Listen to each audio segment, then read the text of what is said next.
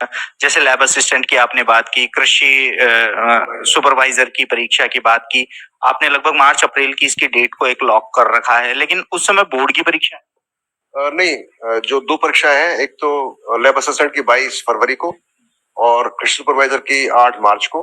अब चूंकि उसी समय पर वार्षिक परीक्षाएं हैं माध्यमिक शिक्षा बोर्ड की, तो ये 2 परीक्षाओं की तिथि हम चेंज करेंगे और ये दोनों परीक्षाएं हम मार्च के अंत में या अप्रैल के किसी दिन पर ले जाएंगे या हो सके तो मई में ले जाएंगे। तो ये थोड़ा सा भी टाइम चल रहा है क्योंकि हम चेक कर रहे हैं कि कौन सी डेट फ्री है।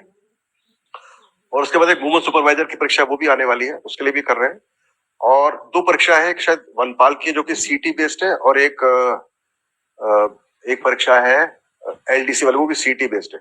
इस पर अभी तक जो नोटिफिकेशन है वो तैयार होने हैं और उसकी जो फॉर्मेलिटीज वो जांच करने, तो ये कुछ एक 4-5 परीक्षा है।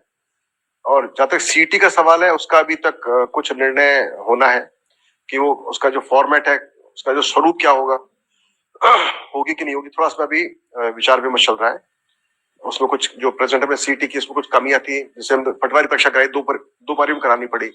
तो एक वो उसका एक नेगेटिव पार्ट था सीटी कराने का कि जब सीटी करा तो फिर एक बारी में परीक्षा नीचे से वीडियो में कराई और कम कैंडिडेट्स होने चाहिए, शॉर्ट लिस्टेड कैंडिडेट्स होने चाहिए। तो इसकी ये नेगेटिव पार्ट थे जो अभी सीटी का में कराई।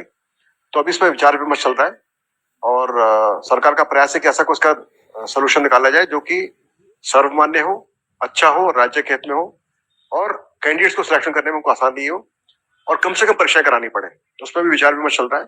तो जैसे वो उसका कुछ निर्णय हो जाएगा हम बता देंगे आपको। तो ये मान के चले कि एलडीसी भर्ती पुरानी सीईटी के आधार पर ही होगी, नई सीईटी की संभावना कम? हाँ, नहीं, वो तो जो एलडीसी तो पुरानी सीटी के आधार पर ही होगी।